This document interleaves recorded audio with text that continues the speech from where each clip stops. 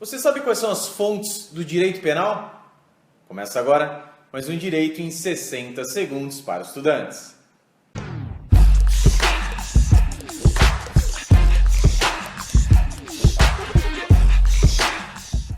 As fontes do direito penal são divididas em dois grupos. 1.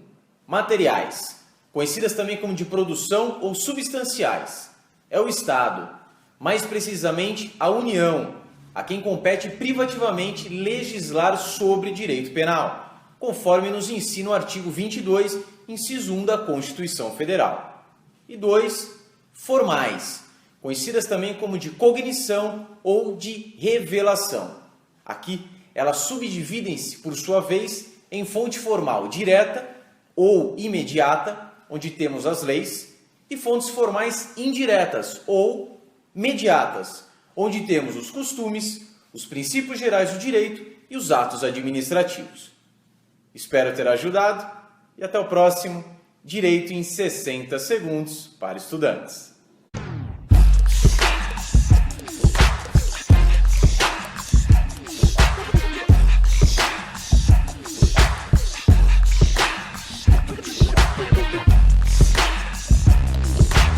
Pois bem, meus amigos, é um prazer tê-los conosco mais uma vez para continuarmos o tratamento da disciplina Direito Penal na sua parte geral. Nesta aula de número 5, nós faremos o tratamento das normas penais e também do conflito aparente de normas.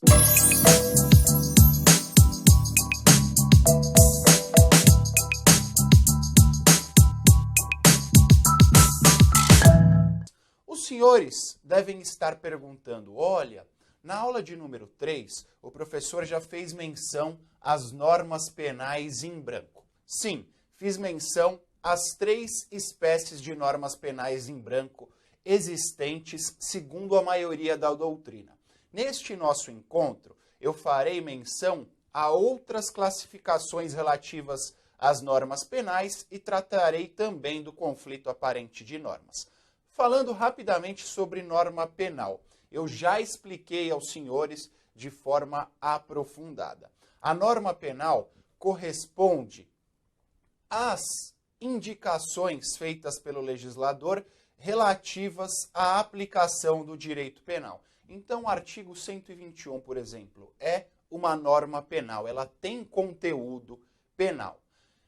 Seguindo esta posição, este posicionamento, é necessário que façamos a distinção agora entre 3 espécies de normas penais. As normas penais incriminadoras, as normas penais permissivas e as normas penais explicativas. Falando sobre as normas penais incriminadoras, elas correspondem à maioria das disposições do Código Penal e também das leis penais especiais. Se nós levarmos em consideração, por exemplo, o artigo 121 do Código Penal, matar alguém, trata-se de uma norma penal incriminadora, porque naquela circunstância a norma penal está incriminando, a norma penal considera como criminosa a conduta de um homem que mata outro homem. Ou seja, há uma imputação, há indicação de que aquela conduta não é aceita pelo ordenamento jurídico,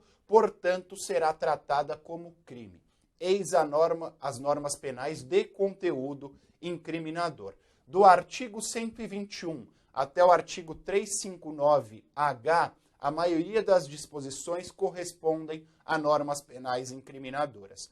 Outros diversos exemplos. Artigo 28 da Lei 11.343 de 2006, que fala do porte de drogas para uso próprio, norma penal incriminadora. Artigo 33 da mesma lei, que fala do tráfico de drogas, norma penal incriminadora. Então, reitero, todas aquelas imputações que criminalizem, que considerem determinada conduta como criminosa, são consideradas normas incriminadoras. A par da existência destas normas, nós temos também as normas permissivas.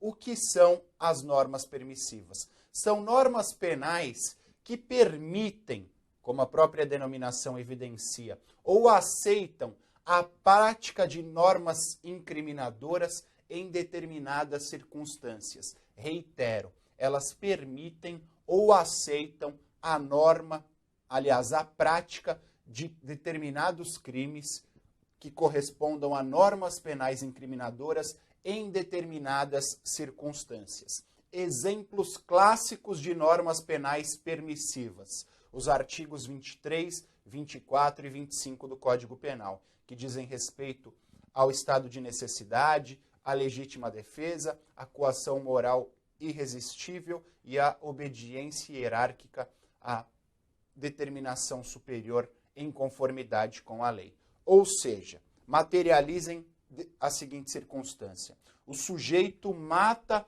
outro sujeito. Mas qual a razão para que ele matasse este outro sujeito? A legítima defesa. Então, a legítima defesa é exemplo clássico de norma penal permissiva. É possível, em determinado contexto, que se pratique um crime para defender um bem jurídico tutelado de suma importância. Então, há a aceitação por parte do legislador. O próprio Código Penal dispõe sobre esta norma penal permissiva, circunstâncias que permitem a prática de um crime. Legítima defesa, estado de necessidade, coação moral irresistível.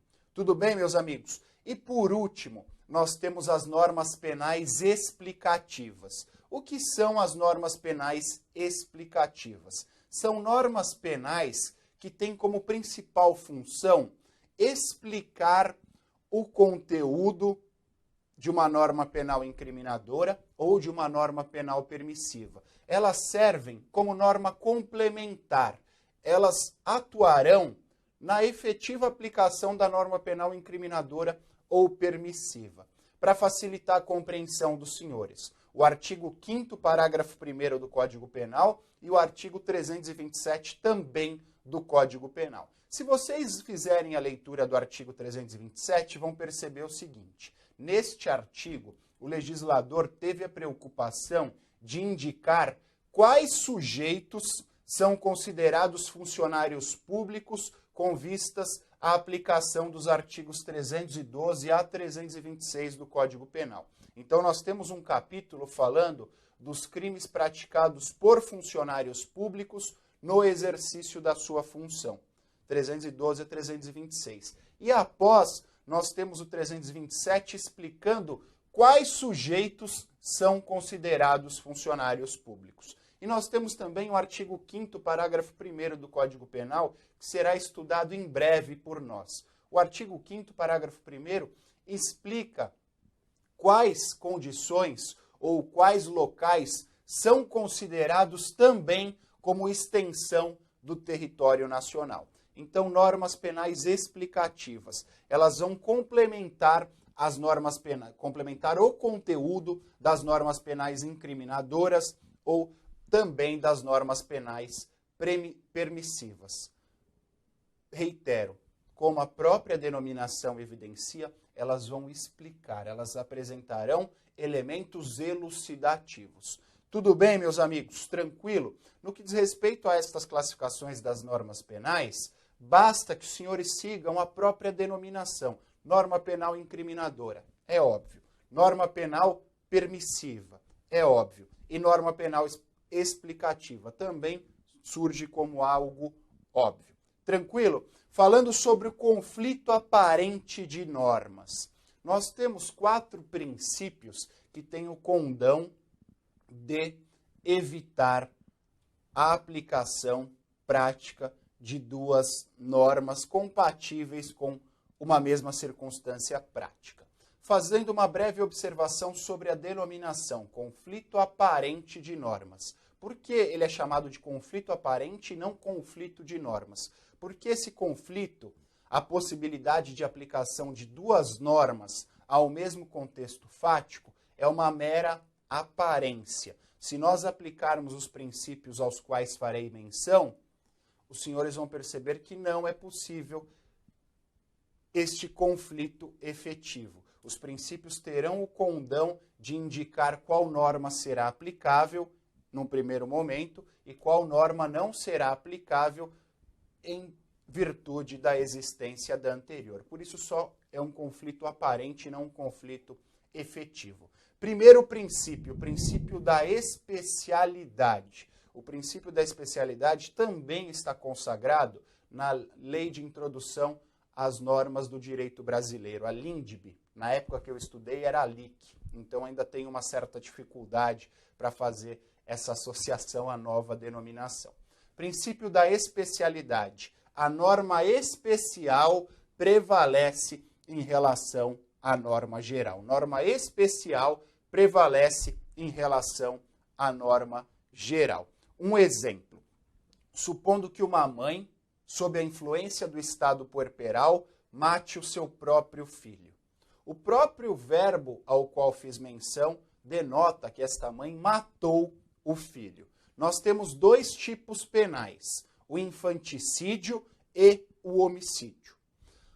O fato praticado pela mãe corresponde, em tese, ao homicídio? Sim, em tese corresponde ao homicídio. Por quê? Ela matou o próprio filho. Contudo, nós temos o tipo penal que trata do infanticídio, que apresenta outros elementos aptos a especificar este homicídio. Ou seja, o crime praticado pela mãe, sob a influência do estado puerperal, tendo como vítima o próprio filho. Então, tem elementos aptos a especificar este tipo penal. Então, nesta circunstância, nós aplicaremos o infanticídio ou o homicídio? Aplicaremos o infanticídio em virtude dos seus critérios especiais. Norma especial prevalece em relação à norma geral. Primeiro princípio, o princípio da especialidade.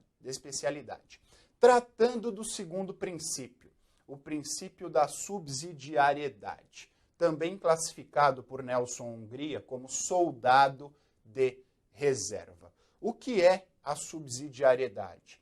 Há um tipo penal maior. Quando este não for aplicável ou não for possível a sua aplicação, nós aplicaremos um tipo penal menor, subsidiário.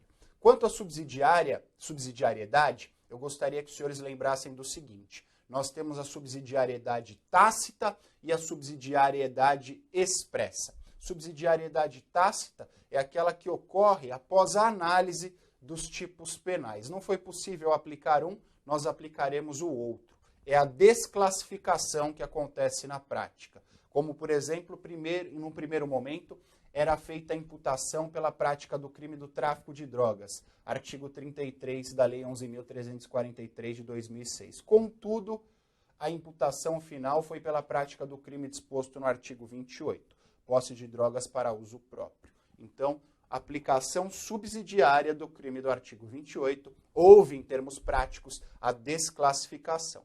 E nós temos também a subsidiariedade expressa. Alguns tipos penais fazem expressa menção à sua aplicação subsidiária. Como exemplo, nós temos o crime disposto no artigo 132 do Código Penal. Perigo para a vida ou a saúde de outrem. Diz o 132.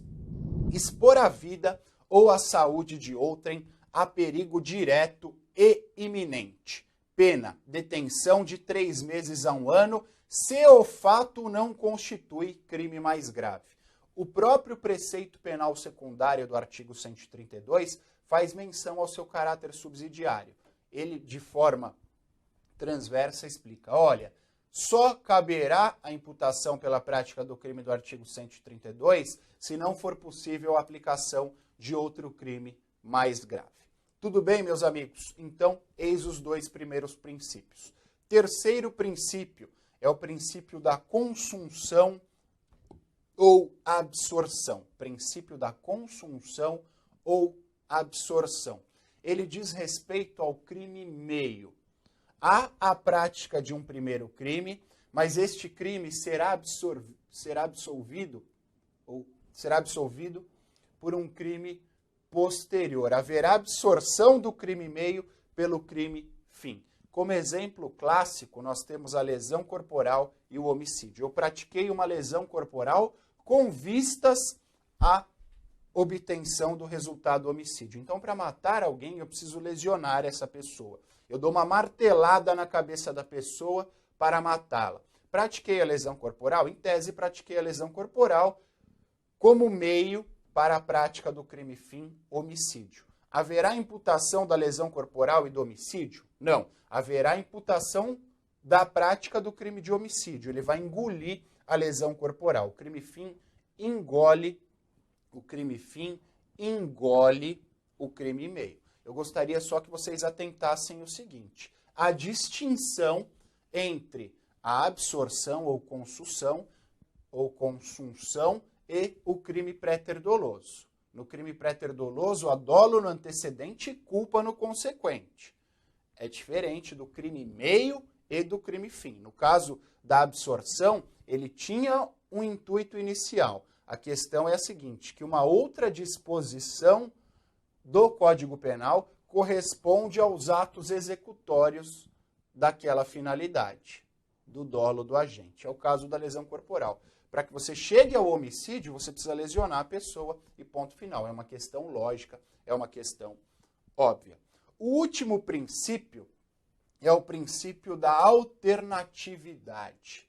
Alternatividade. Eu já mencionei aos senhores os crimes de ação múltipla, conteúdo variado ou tipo misto alternativo. São aqueles crimes que apresentam 2 ou mais verbos núcleos do tipo. Eu citei como exemplo o artigo 33 da Lei de Drogas. São 18 verbos núcleos do tipo. Transportar, trazer consigo, vender e etc. São vários verbos núcleos do tipo. Eu posso imputar a prática do crime de tráfico de drogas ao que esteja transportando. Caso não seja possível a imputação em virtude do transporte, eu posso fazer a imputação em virtude do verbo ter consigo. Então, a aplicação alternativa de um dos verbos ali existentes. Eu já mencionei isso a vocês em 2 momentos.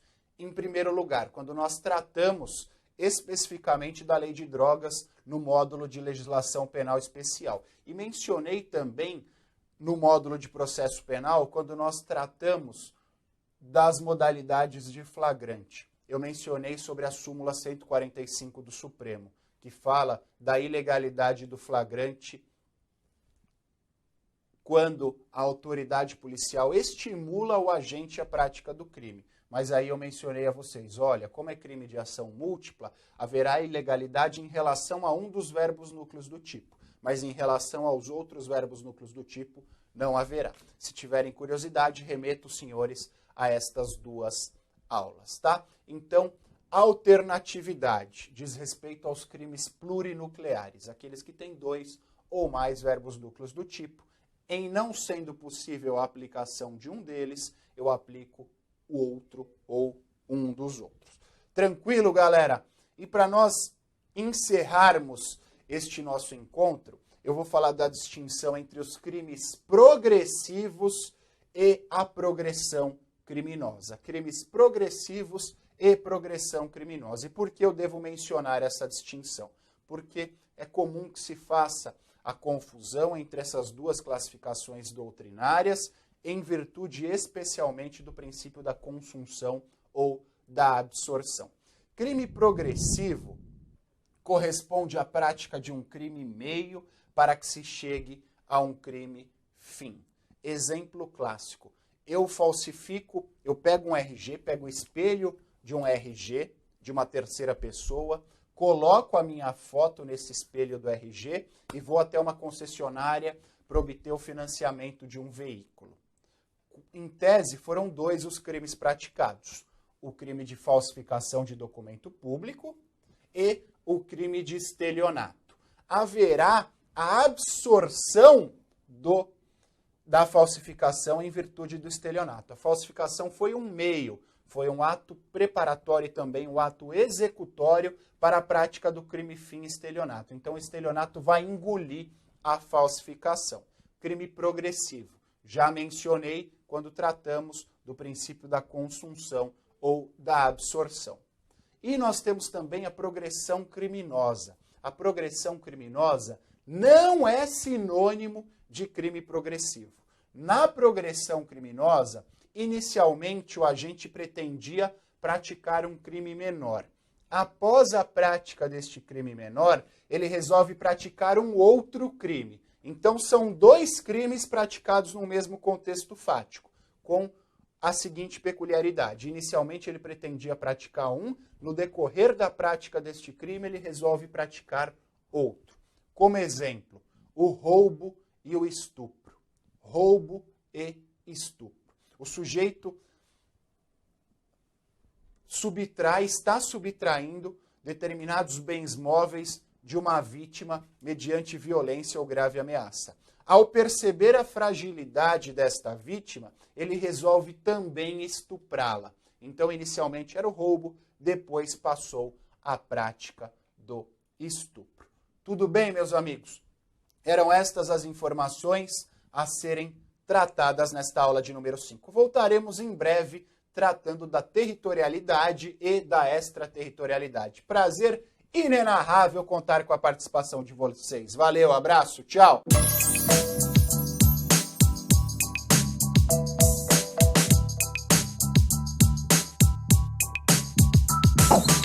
Esse quadro só vai existir no seu caderno. Lei penal. A lei penal ela pode ser completa ou 2, incompleta. A lei penal pode ser completa ou 2, incompleta. Rogério, quando que ela será completa? Quando ela dispensa complemento normativo ou valorativo. Dispensa complemento normativo ou valorativo. Dispensa complemento normativo ou valorativo. Complemento normativo dado pela norma. Complemento valorativo dado pelo juiz. Complemento normativo dado pela norma. Complemento valorativo dado pelo juiz. Quem me dá exemplo de um crime que ele é enunciado por lei penal completa? Quem me dá exemplo? Homicídio, matar alguém. Não tem nada mais completo, suficiente e objetivo que isso. Matar alguém. Então, exemplo, matar alguém. O exemplo eu vou colocar em vermelho aqui, ó. Exemplo, artigo 121 do Código Penal, joia. E o que é uma norma incompleta? O que é uma lei penal incompleta? Se completa dispensa, então a incompleta... O que será que é? A lei penal incompleta, ela depende de complemento normativo ou valorativo. Depende de complemento normativo ou valorativo. Depende de complemento normativo ou valorativo. Aqui que a coisa pega.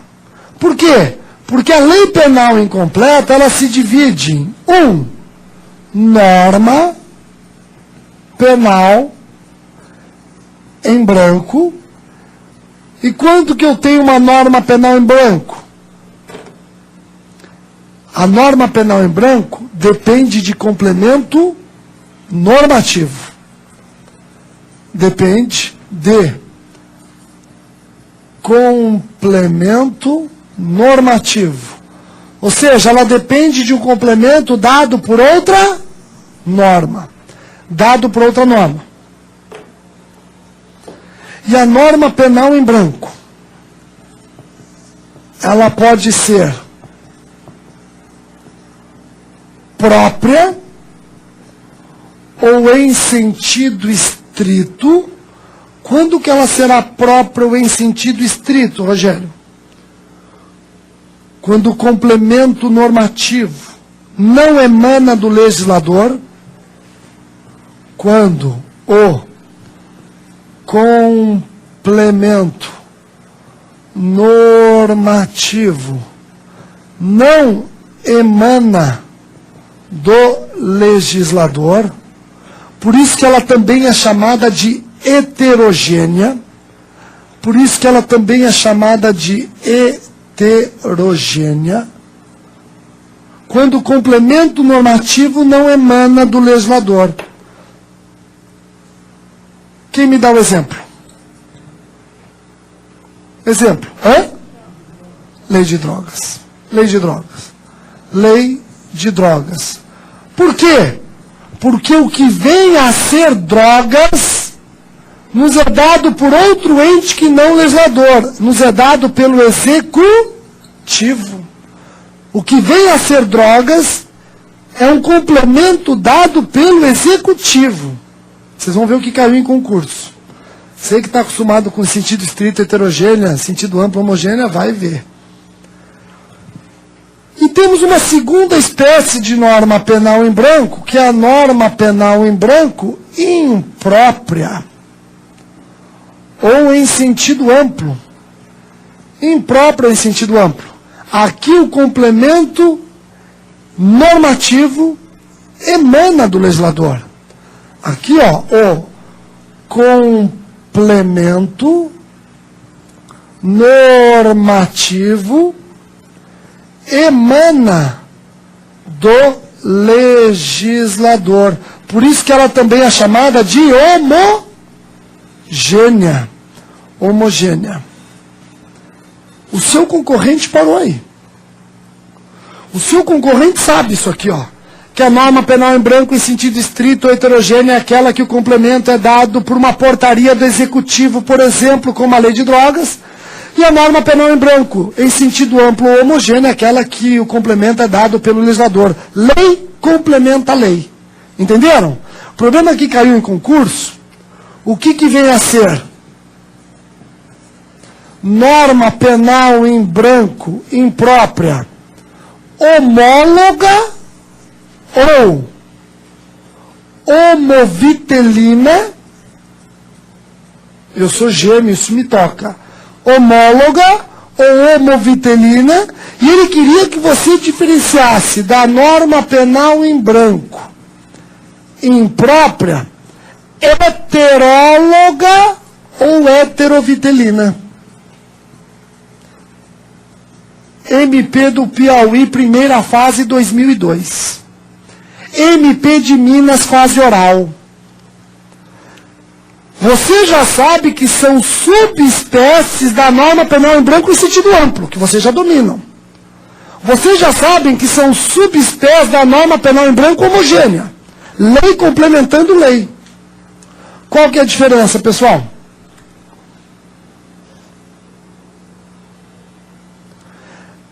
Homóloga. Complemento emana da mesma instância legislativa.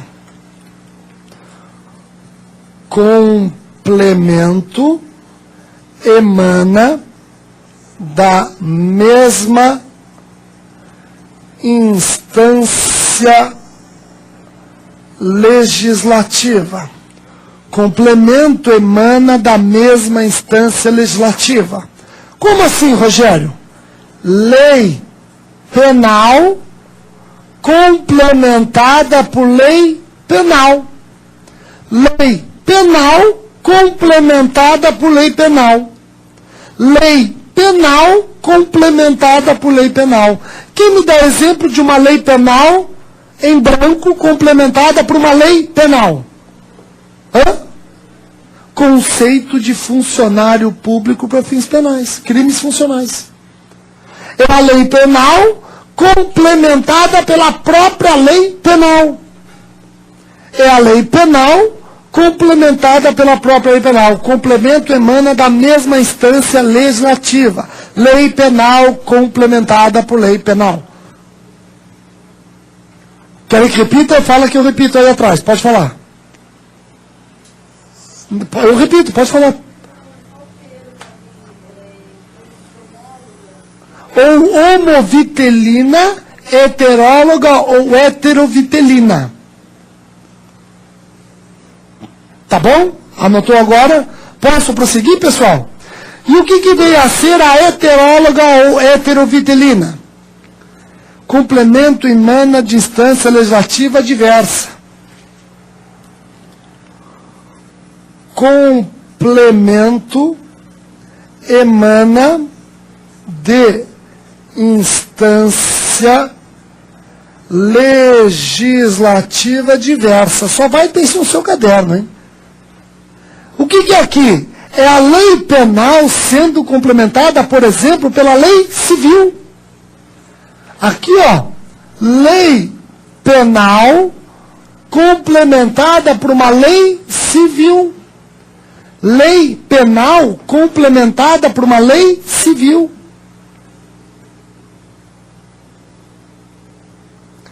Quem me dá um exemplo? Hã? Fala alto. Por exemplo, volta. Por exemplo, violação de direitos autorais. Mas vou dar um exemplo até mais emblemático. Vamos lá?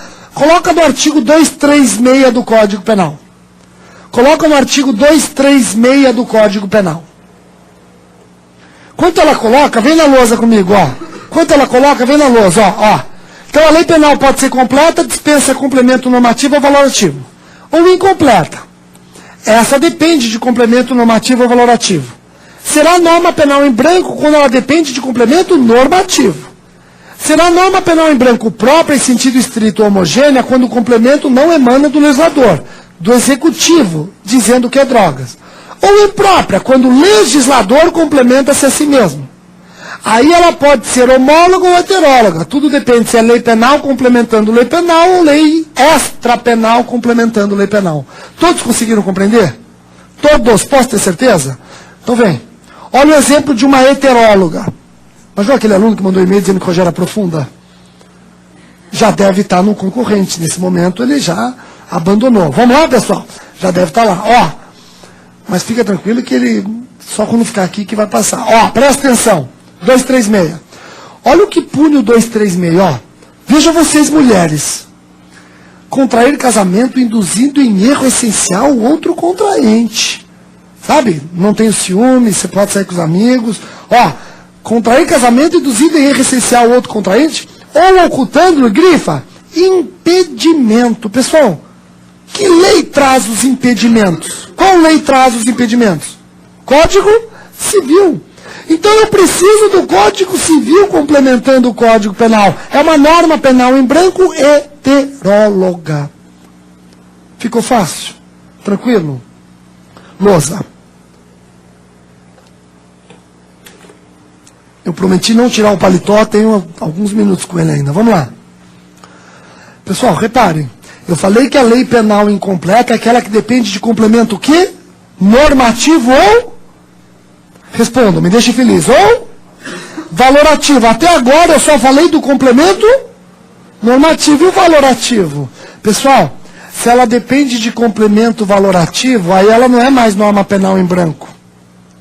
Aliás, antes de ir para o complemento normativo, está faltando apenas vocês anotarem aqui, ó, a norma penal em branco ao revés. Norma penal em branco ao revés. O que é uma norma penal em branco ao revés? O que é uma norma penal em branco ao revés, pessoal? O complemento normativo diz respeito à sua sanção. O complemento normativo diz respeito à sua sanção. Não diz respeito ao crime, e sim à sua consequência jurídica. Norma penal em branco ao revés. Norma penal em branco ao revés. O complemento diz respeito à sua sanção.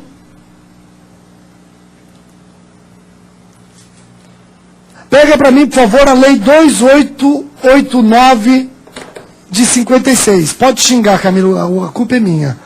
2889 de 56. A Camila, antes da aula, falou, já que leis você precisa? Eu falei, quase todas. 2889 de 56. É a lei que traz, que pune o genocídio. Que pune o genocídio. Pessoal, preste atenção. O artigo 1º dela diz o seguinte, ó. É crime quem, com a intenção de destruir no todo ou em parte, grupo nacional, étnico, racial, mata, causa lesão, etc., desce. Olha como é que ela pune, ó, desce, desce. Olha como é que ela pune, aí, ó. Será punido com a pena do homicídio se matar. Será punido com a pena da lesão gravíssima se ferir. Será punido com a pena 270 se colocar perigo. Então vejam que nós temos aqui uma norma penal em branco ao revés. O complemento não é do tipo principal, e sim da sua consequência jurídica. Todos anotaram isso? Ficou fácil? Lei 2889 de 56. Lei 2889 de 56. Posso prosseguir? Lousa. Então agora, ó. Já vimos todas as espécies de norma penal em branco que depende de complemento normativo. Mas está faltando falar do complemento valorativo.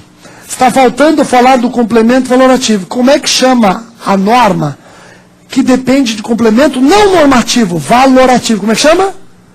Tipo aberto. Como é que chama? Tipo aberto. Então está aqui, ó, 2.2. Nós temos ainda os tipos abertos. Estes aqui dependem de complemento valorativo. Dependem de complemento valorativo dado pelo juiz. Dependem de complemento valorativo dado pelo juiz. Dependem de complemento valorativo dado pelo juiz. Quem me dá exemplo? Crime culposo. Crime culposo. É um exemplo emblemático. Tem outros. Crime culposo. Todo crime culposo é um tipo aberto. O juiz é que vai valorar a sua negligência no caso concreto. Tipo culposo. Qualquer crime culposo é crime aberto. Lousa. Lousa, pode tirar esse coisa, ele já sabe, lá no portal, etc. Tal. Vem para a lousa. Está aqui. Pessoal, falou em lei penal, esse é o gráfico que vocês têm que lembrar. Compreenderam? Volta. Olá, bem-vindo ao canal da Monitoria de Direito Penal 1. Meu nome é João Roberto e eu sou orientado pelo professor José Roberto. E hoje vamos falar das normas penais em branco. Bem, normas penais em branco são aquelas em que há a necessidade de complementação, para que se possa compreender o âmbito da aplicação do seu preceito primário. Isso significa que, embora haja uma descrição da conduta proibida, essa descrição requer obrigatoriamente um complemento extraído de outro diploma, lei, decreto, regulamento, etc. Assim, no seu preceito primário do artigo 155 do Código Penal, temos a seguinte redação. Vamos agora entender o que é o preceito primário de uma norma.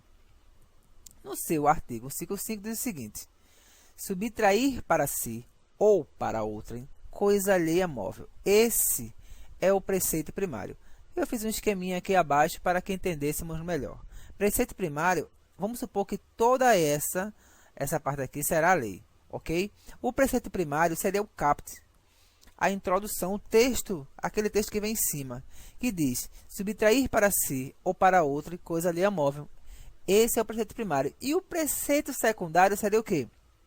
A sanção, a pena de reclusão de 1 a 4 anos e multa. Então, para separarmos preceito primário e secundário é muito simples.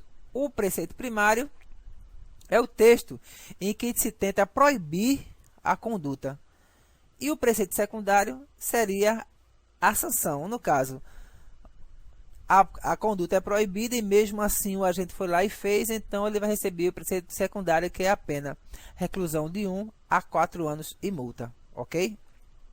Bem, vamos agora para um exemplo que vai nos mostrar uma norma que não é em branco, para que vocês depois consigam fazer a distinção entre norma penal em branco e uma norma penal que não é em branco. Porém, o nosso estudo hoje é da norma penal em branco. Então, vamos só entender uma norma penal completa. Suponhamos que João, armado com um revólver, atira em Pedro, desejando matá-lo, vindo a alcançar o resultado por ele pretendido. A sua conduta estaria prevista no preceito primário do artigo 121 do Código Penal. Matar alguém. Como se percebe, a conta de João se encaixa no artigo 121, não havendo necessidade de recorrer ao diploma. Então, o artigo 121 e a conta matar alguém se encaixa. Então, não seria uma norma penal em branco. Seria, se não se encaixasse, seria se tivesse que ter complemento em outra norma, ok? Vamos mais à frente. Diz em branco a norma penal porque o seu preceito primário não é completo. Para que possamos compreender o âmbito da sua aplicação, é preciso que ela seja complementada por outra lei ou diploma. Ok? A norma penal em branco, o seu preceito primário não é completo. É preciso que ele seja complementado por outra lei ou diploma. Ok? Entendeu agora o que é uma norma penal em branco? Vamos para mais exemplos. Vamos uma historinha. O exemplo 2, vamos ouvir uma historinha. Augusto traz consigo certa quantidade de maconha para seu uso, quando é surpreendido por alguns policiais. No caso de Augusto, a sua conduta está descrita no artigo 28 da Lei 11.343 de 2006. Porém, não está expressamente escrito em seu texto quais são as drogas não autorizadas ou que se encontram em desacordo com a determinação legal ou regulamentar. No artigo 28 da Lei 11.346/2006, que é a lei antidrogas, no seu artigo 28, no seu preceito primário, diz: quem adquirir, guardar, tiver em depósito, transportar ou trouxer consigo para consumo pessoal drogas sem autorização ou em desacordo com a determinação legal ou regulamentar, será submetido às seguintes penas. Porém, observem, caros amigos, que não diz quais são as drogas. Não relaciona quais são as drogas. Nesse caso, o cigarro poderia ser uma droga, a bebida poderia ser uma droga. Entenderam? Então, para que essa lei fosse completa, tinha que vir a relação de drogas. Como não vem, ela é uma norma penal em branco, porque ela vai buscar quais são as drogas proibidas e uma portaria da Anvisa, que vai relacionar quais são as drogas. Ok? Vamos mais em frente. Então, como se sabe, o álcool e o cigarro causam dependência. Será que se fumássemos um cigarro ou ingeríssemos certa quantidade de bebida alcoólica, estaremos cometendo a infração prevista no artigo 28 da Lei Antidrogas? E aí? A partir do momento em que tivermos que fazer essa pergunta ou buscarmos complemento em outro diploma para que possamos saber o exato alcance da norma que almejamos interpretar, estaremos diante de uma norma penal em branco. Certo? Então, normas penais em brancos, homogêneas e heterogêneas. As normas penais ainda se dividem em duas, homogêneas e heterogêneas. As normas penais em branco muitas vezes necessitam de complemento, que é fornecido por outra lei, ou como vimos acima no artigo 28 da Lei 11.343/2006, por outro diploma, que não uma lei em seu distrito. Por essa razão, as normas penais em branco se dividem em homogêneas, sentido amplo, e heterogêneas, sentido estrito. Homogêneas, fiz um esqueminha aqui. Homogêneas, em sentido amplo, seu complemento é oriundo da mesma fonte legislativa. No caso, o Código Penal ia buscar um complemento no Código Civil, então seria a mesma fonte legislativa homogênea. Heterogênea, a lei antidrogas que ia buscar o seu complemento na portaria da Anvisa. Então, heterogênea, sentido estrito, seu complemento é oriundo de fonte diversa. Ok? Vamos lá. As homogêneas, ou em sentido amplo, a norma penal em branco, quando seu complemento é oriundo da mesma fonte legislativa que editou a norma, necessita desse complemento. Então, como eu disse, no artigo 237, que diz: contrair casamento conhecendo a existência de impedimento que lhe causa nulidade absoluta. Mas quais são os impedimentos? Artigo 237 do Código Penal diz impedimento, mas quais são os impedimentos que podem anular a nulidade que pode causar a nulidade do casamento? Não diz. Para responder pelo delito acima, é preciso saber quais são os impedimentos que levam à decretação da nulidade absoluta do casamento. E quais são eles? O artigo 237 do Código Penal não esclarece. Temos, portanto, que nos valer do artigo 1521, inciso 1 a 7 do Código Civil, onde diz: para que a norma penal seja completada e só depois concluirmos se a conduta praticada pelo agente é típica ou não. Então, no artigo 237, fala dos impedimentos, mas não diz quais são os impedimentos. Os impedimentos iremos de buscar no artigo 1521, do inciso 1 ao 7 do Código Civil. Então, veja, homogêneo, direito penal foi buscado no direito civil, ok? Já as heterogêneas em sentido estrito, a norma penal em branco, quando seu complemento é oriundo de fonte diversa. Aí eu dei o exemplo, ó, aqui, o artigo 128 da Lei Antidrogas, certo? Por exemplo, estamos diante de uma norma penal em branco, uma vez que seu complemento necessário ao referido artigo foi produzido por uma autarquia, que é a Anvisa. Então, ele não diz que portar droga é crime, mas não diz quais são as drogas. Quem vai dizer quais são as drogas é a Anvisa. Então, é heterogênea. Assim, para que possamos entender, a norma penal em branco é considerada homogênea ou heterogênea, é preciso conhecermos sempre a fonte de produção. Se for ela considerada homogênea, se diversa, será reconhecida como heterogênea. Então, para entender, se for a mesma fonte, homogênea. Se for de fonte diversa, heterogênea. Mesma fonte, Código Civil e Código Penal, homogênea. Fonte diversa, heterogênea. No caso, o artigo 28 da Lei Antidrogas e uma portaria da Anvisa. Então, heterogênea. Entenderam agora? Bem, pessoal, as normas penais em branco finalizadas por aqui. Espero que todos tenham entendido. Caso tenham alguma dúvida, vocês podem mandar um e-mail para mim. O e-mail é joaoroberto.c@hotmail.com ou então pelo Twitter, que é @joaorobertoc. Tenham todos um bom dia. Tchau, tchau e até a próxima.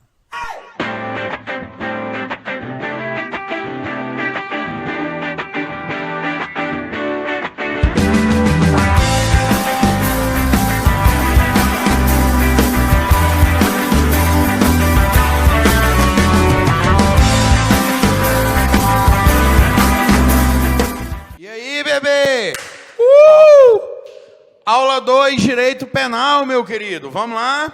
Nós vamos estudar agora a hermenêutica. Nós vamos estudar a interpretação da lei penal, ok? Interpretação da lei penal. Então, vamos lá. Vem comigo, chuchu. Olha só. Eu tenho 3 coisas que eu tenho que considerar para me interpretar a lei penal. Quanto ao sujeito que fez a interpretação, quanto ao modo, de que forma foi feita a interpretação e a qual conclusão se chegou nessa interpretação, que é quanto ao resultado. E nós ainda vamos falar sobre interpretação analógica e analogia, ok? Então vamos lá, vem comigo. Quanto ao sujeito, a interpretação pode ser autêntica, também conhecida como a interpretação legislativa, é interpretação do legislador. É a interpretação pelo qual a pessoa que fez a lei, aonde ela queria chegar. Então, vamos lá. Você vai ver que essa interpretação, normalmente, ou ela é feita no próprio Código Penal, ou se não, em alguma outra lei posterior. Então, vamos dar um exemplo? Vamos lá. Funcionário público. Quem é funcionário público? Então, tem os crimes de funcionário público. Peculato, conclusão, inclusive, já tem aula aí no site, meu querido. Pode olhar lá, peculato 314 ou 325, ou se não, você acessa o nosso site, www.diferencialensino.com.br. Mas vamos lá, olha só, interpretação literal, ou desculpa, interpretação autêntica ou legislativa. Eu vou falar de funcionário público, tem os crimes de funcionário público, corrupção, peculato, concussão e aquela coisa toda, mas quem que é funcionário público? Dá uma olhadinha lá no artigo 327, ele vai te falar, funcionário público para fins penais é todo aquele que exerce cargo, emprego ou função, ainda que transitoriamente ou sem remuneração. Então você vai ver que o próprio legislador lá no Código Penal já interpretou a mesma coisa. Quando a gente fala do crime de invasão do domicílio, a expressão casa quer dizer o quê? Lá no artigo 150 ele fala, compreende casa, o que não é casa também? Então Então, isso é interpretação autêntica. O próprio legislador colocou na lei, ok? Então, interpretação autêntica é a interpretação de quem faz a lei. O próprio pessoa que fez a lei coloca lá. Bem, eu tenho ela contextual, que está dentro da mesma lei, e a não contextual, quando é em outra lei. Tranquilo? Interpretação doutrinária. Doutrinária, o próprio nome fala. Ô, meu querido, é o que mata todo mundo, né? O tal do aluno, ele estuda o Código Penal, chega lá, ai, professor, caiu só doutrina. Meu querido, é claro. Uma pergunta muito comum também. Professor, cai só a lei seca ou cai doutrina? Meu filho, cai lei seca, cai doutrina e jurisprudência. Ah, mas lá está só noções. Não se iluda, filho. A noção ali é profunda mesmo. Você tem que saber a lei, você tem que saber doutrina, você tem que saber também jurisprudência, súmula do STF, aquela parafernália toda. Só estudar a lei sequinha já era. Concurso não é assim mais não, viu, filho? Acorda. Ó, doutrinária, a interpretação dos doutrinadores. Quando eu pego um Rogério Nutti da vida, quando eu pego o Nutti, o Rogério Greco, né? Damásio de Jesus, o LFG, o que está acontecendo na verdade? Eu estou vendo qual que é a interpretação doutrinária, do doutrinador, né? Do douto, aquele que é especialista no assunto, o estudioso, certo? Então está aqui, interpretação doutrinária.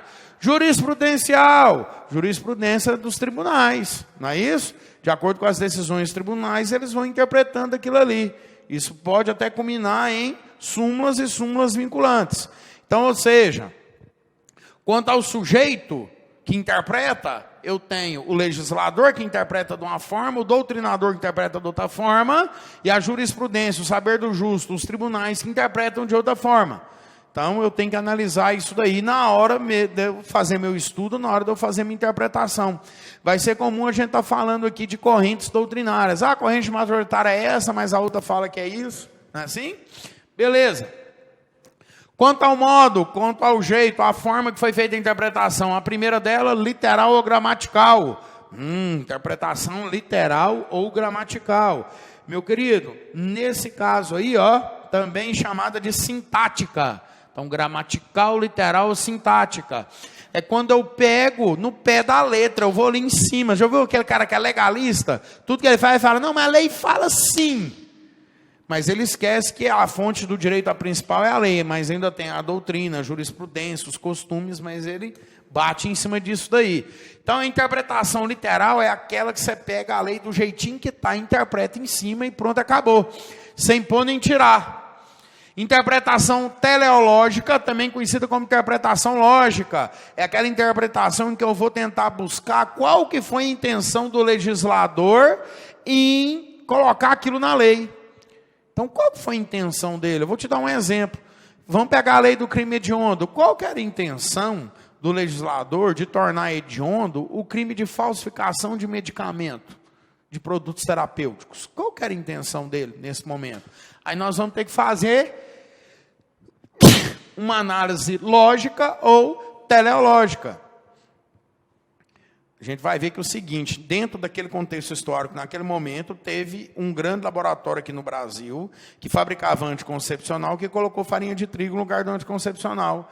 E a mulherada, tudo que estava, né, tomando anticoncepcional, acabou ficando grávida, causando um grande transtorno social. Aí, para tentar coibir esse tipo de ação, esse crime passa a ser hediondo, certo? Então, isso é uma interpretação que teleológica ou lógica. Interpretação histórica. É quando eu vou lá no momento histórico saber o porquê daquilo também. Ver qual que é o contexto. Por exemplo, por que adultério deixou de ser crime em 2005? Vamos analisar historicamente.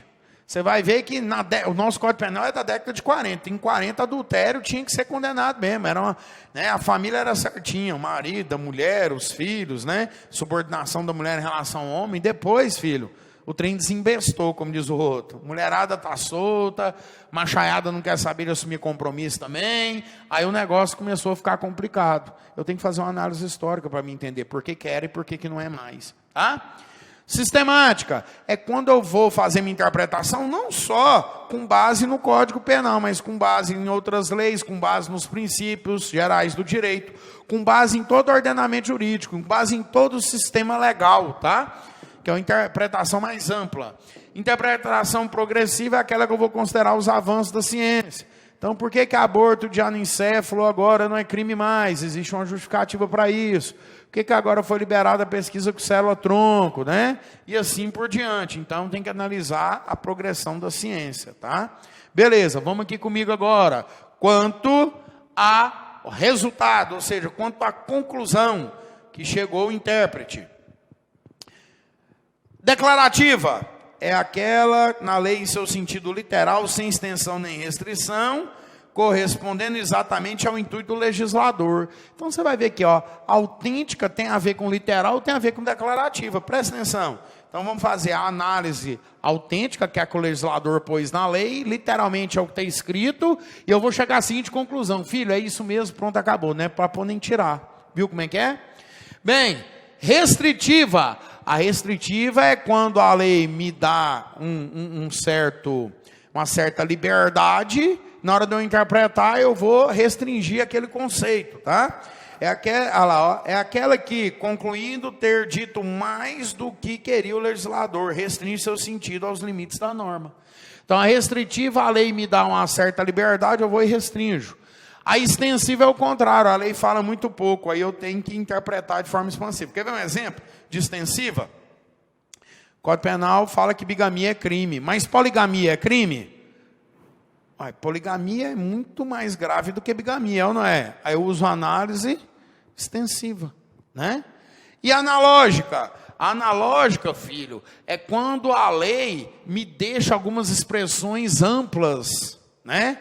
Gerais, generalistas demais, aí eu aplico. Por exemplo, ó, interpretação analógica. Quando ele fala lá no homicídio, qualificação do homicídio, motivo fútil, torpe. Motivo fútil, tem uma série de coisas que pode ser fútil, tem uma série de coisas que pode ser torpe, tem hora que uma coisa confunde com a outra. Por exemplo, ciúme, matar por ciúme. Quando eu mato alguém por ciúme, é motivo torpe ou é motivo fútil? Depende do contexto. Nós vamos ver isso na hora de a gente falar dos crimes contra a vida, tá? Então, a interpretação analógica é isso. Eu tenho a própria lei, ó, deixa expressões abertas e genéricas para me interpretar. Correto? Aí você não pode confundir interpretação analógica com analogia. Interpretação analógica, a própria lei me dá termos em aberto e genérico. Analogia, já a lei não me dá nada, é regra de integração. Ou seja, a lei não me fala nada e eu vou ter que pegar algo parecido e comparar, fazer análise, analogia, correto? Detalhe, analogia, tem algumas correntes doutrinárias que falam que eu não posso usar analogia no direito penal. A corrente majoritária fala o seguinte, eu posso sim usar analogia, desde que seja em bona parte. O que quer dizer em bona parte? Em benefício do réu. E desde que seja em normas penais não incriminadoras, que a gente vai estudar também essa questão da classificação das normas penais. Tá? É aquelas normas penais que não descrevem crime. Então, olha só, tem que ficar claro para você que isso é importante para o concurso. Ó. Interpretação analógica é quando a lei deixa expressões abertas e genéricas, eu faço a interpretação. A analogia não tem nada a ver com interpretação, é regra de integração. Quando a lei não fala nada, eu uso analogia. Porque lá na lei de introdução ao direito brasileiro, fala que o juiz, na falta da lei, para resolver o caso, ele tem que usar analogia, princípios gerais de direito e os costumes. Então, a analogia é regra de integração. Então, só posso usar em bona parte, em favor do réu, e somente para normas penais não incriminadoras, certo? Então, com isso, meus queridos, a gente conclui aqui a parte de interpretação da lei penal. Próxima aula vai vir a aplicação da lei penal. Próxima aula vai ser bacana, eu vou vir de terno, bonitinho, parecendo doutorzão mesmo, falou? Pessoal, até a próxima.